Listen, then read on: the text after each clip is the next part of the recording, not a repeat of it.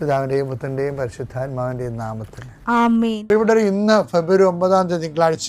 അമ്മേ പരിശുദ്ധ അമ്മേ, അമ്മേ പരിശുദ്ധമേ, ദൈവമാതാവേ, കൃപാസനത്തിലൂടെ ഞങ്ങൾക്കും ഞങ്ങളുടെ ദേശത്തിനും അമ്മ മധ്യസ്ഥം തേടിത്തന്ന എല്ലാ അനുഗ്രഹങ്ങൾക്കും കൃപകൾക്കും ഞങ്ങളിപ്പോൾ ഹൃദയം നിറഞ്ഞ നന്ദി പറയുന്നു. അമ്മേ പരിശുദ്ധമേ, ദൈവമാതാവേ, 2004 ഡിസംബർ 7 ഉച്ചകഴിഞ്ഞ് 2:30 കൃപാസനത്തിൽ സംഭവിച്ച അമ്മയുടെ പ്രത്യക്ഷപ്പെടലിനെ കുറിച്ച് തിരുസഭയ്ക്ക് സമർപ്പിച്ചിരിക്കുന്ന പഠനരേഖകളുടെ മേൽ സഭാത്മകമായ പഠനം ആരംഭിക്കുവാൻ ഞങ്ങൾ പ്രാർത്ഥിക്കുന്നു.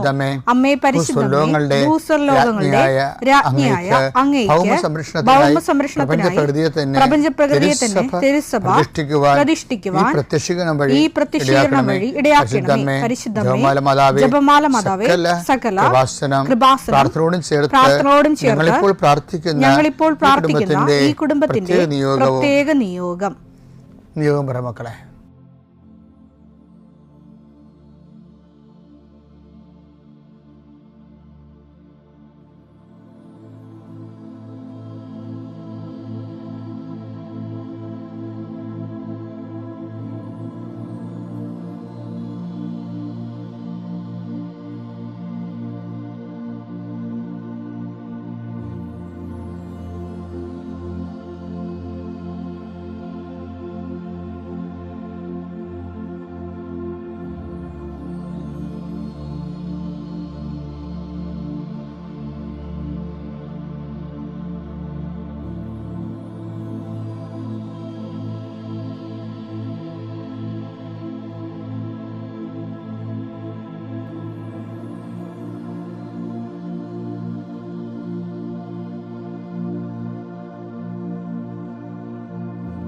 അമ്മയുടെ പ്രത്യക്ഷീകരണത്തിന്റെ ഈ അനുഗ്രഹവേളയിൽ ഞങ്ങൾക്ക് സാധിച്ചു തരുവാൻ കനിയണമേ. ആമേൻ. വിശ്വാസ പ്രമാണം.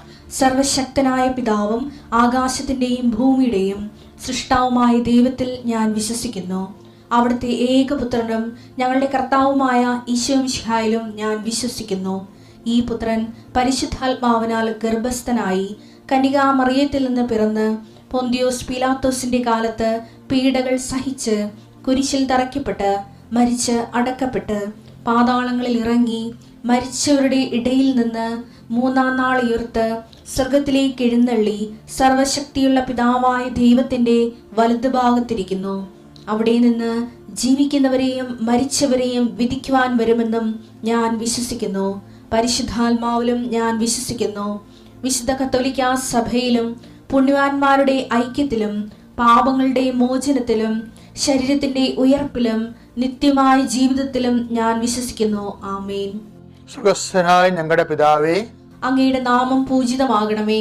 അങ്ങയുടെ രാജ്യം വരണമേ. അങ്ങയുടെ തിരുമനസ് സ്വർഗത്തിലെ പോലെ ഭൂമിയിലും ആകണമേ. അന്നു വേണ്ടുന്ന ആഹാരം ഇന്ന് ഞങ്ങൾക്ക് തരണമേ. ഞങ്ങളോട് തെറ്റ് ചെയ്യുന്നവരോട് ഞങ്ങൾ ക്ഷമിക്കുന്നത് പോലെ ഞങ്ങളുടെ തെറ്റുകൾ ഞങ്ങളോടും ക്ഷമിക്കണമേ. ഞങ്ങളെ പ്രലോഭനത്തിൽ ഉൾപ്പെടുത്തരുതേ, തിന്മയിൽ ഞങ്ങൾ രക്ഷിക്കണമേ. ആമേൻ. നന്മ നിറഞ്ഞ മറിയമേ, സ്വസ്തി. കർത്താവ് അങ്ങയുടെ കൂടെ സ്ത്രീകളിൽ അങ്ങ് അനുഗ്രഹിക്കപ്പെട്ടവളാകുന്നു. അങ്ങയുടെ ഉദരത്തിൻ ഫലമായി ഈശോ അനുഗ്രഹിക്കപ്പെട്ടവനാകുന്നു.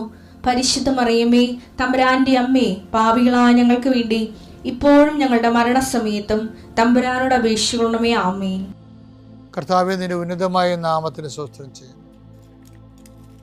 കർത്താവേ, നിന്റെ വിശുദ്ധ പൗരോഹിത്യത്തെ മഹത്വപ്പെടുത്തണം. കർത്താവേ, സഭയിലുള്ള സാന്നിധ്യം പ്രകടമാക്കണം. 40 വർഷം അടിയനർപ്പിച്ച കൃപാന്റെ ബലത്തിൽ ഇന്ന് അങ്ങയുടെ മക്കളെ പ്രാർത്ഥന കൂടുന്ന എല്ലാ മക്കൾക്ക് വേണ്ടി പ്രാർത്ഥിക്കുകയാണ്. കർത്താവെ, മനസ്സ് വേദനിക്കുന്ന എല്ലാ വിഷയങ്ങളും, അവരുടെ മനസ്സ് വേദനിപ്പിക്കുന്ന എല്ലാ വ്യക്തികളും ഇപ്പോഴും ഈശോയുടെ നാമം നിർവീര്യമാകട്ടെ. കർത്താവെ, മനസ്സ് വിഷമിപ്പിക്കുന്ന സാഹചര്യങ്ങൾ, ചെയ്തെടുക്കേണ്ട ഉത്തരവാദിത്തങ്ങൾ, മറ്റുള്ളവർ നമ്മളെ പഴി പറയാൻ സാധ്യതയുള്ള എല്ലാ വിഷയത്തിൻ്റെ മേലും കർത്താവിൻ്റെ കരുണ ചൊരികയും നിങ്ങളെ കർത്താവ് ഇന്ന് നിലനിർത്തി തരികയും ചെയ്യട്ടെ. നിങ്ങൾ പോകുന്ന വഴികൾ, കണ്ടുമുട്ടുന്ന വ്യക്തികൾ, ചെയ്യുന്ന കാര്യങ്ങൾ, യാത്ര ചെയ്യുന്ന വാഹനങ്ങൾ, ഒപ്പിടുന്ന പേപ്പറുകൾ, കൈമാറുന്ന രേഖകൾ, കഴിക്കുന്ന മരുന്ന് എല്ലാം മാതാവിൻ്റെ മധ്യസ്ഥത്തിൽ യേശുനാമത്തിൽ അനുഗ്രഹിക്കപ്പെടുകയും നീ ദൈവത്തെ അനുഭവിക്കാൻ ഇന്ന് നിന്നെ സഹായിക്കുകയും ചെയ്യട്ടെ. നിത്യം പിതാവും പുത്രനും പരിശുദ്ധാത്മാശ്രേഷ്ഠ നീക്കുവാണ്. എൻ്റെ പ്രിയപ്പെട്ടവരെ, നമ്മുടെ ആധ്യാത്മിക ജീവിതം ബലവത്താകണമെങ്കിൽ ദൈവം നമ്മളെ എങ്ങനെ നിരീക്ഷിക്കുന്നുവെന്ന് പഠിച്ചു വെക്കണം നല്ലതാണ്. ഇപ്പം ഞാൻ ഇന്ന് നാളെ മറ്റന്നാൾ ഇതിൻ്റെ ഓരോ ഘടകങ്ങൾ പറയാം. ഇപ്പോൾ ഉദാഹരണത്തിന് ദൈവം ചോദിക്കണില്ലേ,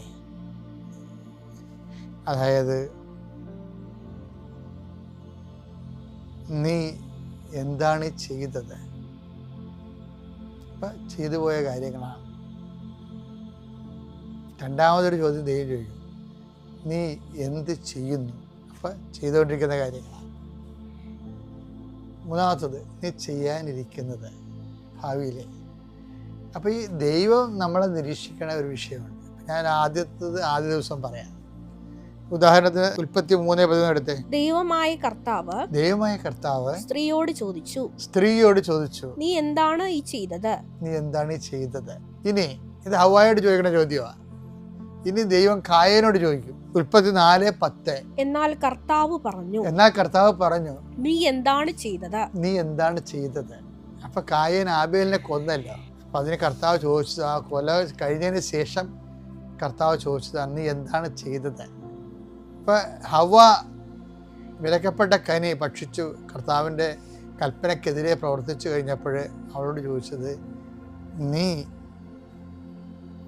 എന്താണ് ചെയ്തത്? അപ്പോൾ നമ്മുടെ ജീവിതത്തിൽ എപ്പോഴും അതുകൊണ്ടാണ് ഈ അനുതാപത്തിന് പ്രസക്തി വരണത്. ദൈവം ചോദിക്കുന്ന ഒരു ചോദ്യമാണിത്, നീ എന്താണ് ചെയ്തത്? എന്നുവെച്ചാൽ നിൻ്റെ കഴിഞ്ഞ കാലം എങ്ങനെയായിരുന്നു? അതിനെപ്പോഴും നമ്മൾ മറുപടി കൊടുക്കാൻ തയ്യാറായിരിക്കണം. അതിൻ്റെ മറുപടി ദൈവത്തിന് പറ്റുന്നൊരു മറുപടിയാണ് കൊടുക്കേണ്ടത്. കായേന് പറ്റിയ, ഹവായ്ക്കും പറ്റിയ ഒരു വിഷയം ദൈവത്തിന് പറ്റിയ മറുപടിയല്ല അവർ കൊടുത്തത്. അതായത് ഹവ്വായോടും അതുപോലെ തന്നെ കായേനോടും ദൈവം കഴിഞ്ഞ കാലത്തെക്കുറിച്ച് ചോദിച്ചവരോട്, നിങ്ങൾ എന്താണ് ചെയ്തതെന്ന്. പക്ഷേ ഒരു പ്രശ്നമുള്ളതേ, നമ്മൾ കഴിഞ്ഞ കാലത്തെക്കുറിച്ച് ചോദിക്കുമ്പോൾ ഇവർ രണ്ടുപേരുടെ ഉത്തരം ദൈവത്തിന് സ്വീകാര്യമല്ലായിരുന്നു. ദൈവം പ്രതീക്ഷിച്ച ഉത്തരമല്ല അവർ പറഞ്ഞത്. അതാണ് അവർ ശിക്ഷയിൽ നിന്ന് വലിയ ഇളവ് ലഭിക്കാതിരുന്നതിൻ്റെ കാരണം. എന്താ അവളുടെ ഉത്തരം? എന്താ? അവൾ പറഞ്ഞു സർപ്പം എന്നെ വഞ്ചിച്ചു. അതാണ് അവർ ചെയ്ത കാര്യങ്ങൾ മറ്റവരുടെ കഴുത്തെ കെട്ടിവെച്ച്. ഇത് ദൈവം ഒരിക്കലും അക്സെപ്റ്റ് ചെയ്യത്തില്ല. ഭർത്താവ് പറഞ്ഞതുകൊണ്ടാണ് ഞാൻ അങ്ങനെ ചെയ്തത്, കുഞ്ഞിനെ നീ അബോർട്ട് ചെയ്യുമെന്ന് വിചാരിച്ചു. അത് ഭർത്താവ് ചെയ്തതെന്ന് പറഞ്ഞാൽ അതൊന്നും അംഗീകരിക്കത്തില്ല. നീയാണത് ചെയ്തത്. കാര്യം നിൻ്റെ വയറ്റിലാണ് കർത്താവ് കുഞ്ഞിനെ തന്നത്. അപ്പം അതിൻ്റെ പൂർണ്ണ അവകാശ ഉടമസ്ഥ ആ വിഷയമായിട്ട് ബന്ധപ്പെട്ടതെല്ലാം വേറെ ആര് പറഞ്ഞെന്ന് പറഞ്ഞാൽ അംഗീകരിക്കത്തില്ല. അല്ലെങ്കിൽ നിൻ്റെ ജീവന് കേടുണ്ടാകണം, അത് ഡോക്ടർ പറയണം. അപ്പം അത് പോലെ തന്നെയാണ് കായൻ എന്ന് പറഞ്ഞത്. കായൻ കൊടുത്ത മറുപടിയും ദൈവത്തിന് സ്വീകാര്യമല്ലായിരുന്നു. എന്താണ് കായൻ പറഞ്ഞെന്ന് നോക്കി. 34:9. കർത്താവ് കായേനോട് ചോദിച്ചു, നിന്റെ സഹോദരൻ ആബേൽ എവിടെ? അവൻ പറഞ്ഞു, എനിക്കറിഞ്ഞുകൂടാ, സഹോദരന്റെ കാവൽക്കാരനാണോ ഞാൻ? ഇതാണ് ഒരു പ്രശ്നം. കണ്ടാ, അതായത് ദൈവം ഉദ്ദേശിക്കുന്ന ഒരു ഉത്തരം നമ്മൾ കൊടുക്കണം. അല്ലാതെ നമ്മളുടെ അപരാധങ്ങൾ നീതീകരിക്കുന്ന ഒരു ഉത്തരം കൃപാദായകമല്ല.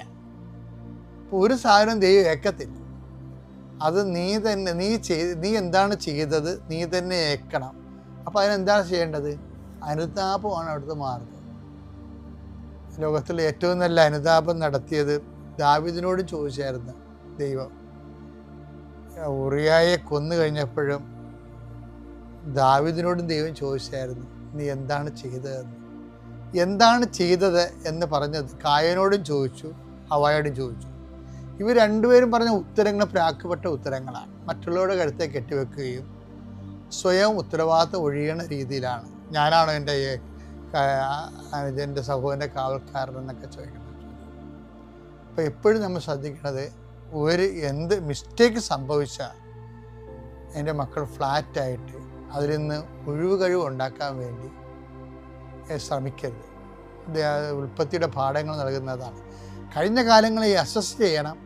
കഴിഞ്ഞ കാലങ്ങളിലെ ഒരു സാധനവും അത് നമ്മൾ ചെയ്ത തെറ്റ് മറ്റുള്ളവരുടെ സമ്മർദ്ദം കൊണ്ടാണെന്ന അങ്ങനെയുള്ള ഉത്തരങ്ങളൊന്നും അനുതാപത്തിൽ ദൈവം പ്രതീക്ഷിക്കണില്ല. ഫ്ലാറ്റായിട്ട് ആ വിഷയം ഏറ്റെടുക്കാൻ പറ്റത്തില്ല. അതുകൊണ്ടാണ് യേശുവിനെ ഏറ്റെടുപ്പുകാരൻ എന്ന് പറയാൻ കാര്യം അതാണ്. നമ്മുടെ ഭാരങ്ങളാണ് ഈ മനുഷ്യൻ ഏറ്റെടുക്കാത്ത ഭാരങ്ങൾ ഏറ്റെടുക്കാൻ വേണ്ടിയാണ് ഈശോ മനുഷ്യാവതാരം സ്വീകരിച്ചത്. അതാണ് ഈശോനെ ഏറ്റെടുപ്പുകാരൻ എന്ന് പറയുന്നത്. അത് ഐസയൊക്കെ പറയണില്ലേ, നമ്മുടെ പാപങ്ങളാണ് അവൻ ചുമന്നതെന്നൊക്കെ പറയുന്നത് ആ അർത്ഥത്തിലാണ്. അപ്പോൾ അതിന് വേണ്ടി നമ്മൾ ഈ വിഷയം, കർത്താവേ എൻ്റെ കയ്യിൽ നിന്ന് ഇങ്ങനെ സംഭവിച്ചു പോയി, എന്നോട് ക്ഷമിക്കണം, ഇനി ആവർത്തിക്കത്തില്ല, എന്നെ അനുഗ്രഹിക്കണം, അങ്ങനെ ഒരു നിലപാടാണ് ഭാവി ജീവിതത്തിൽ ഭൂതകാലത്ത് സംഭവിച്ചു പോയ വിഷയങ്ങളെക്കുറിച്ച് ദൈവ സന്നിധി ഒരു നിക്കക്കള്ളി കിട്ടാൻ വേണ്ടി നമുക്ക് കൈവരിക്കാൻ പറ്റുന്ന നിലപാട്.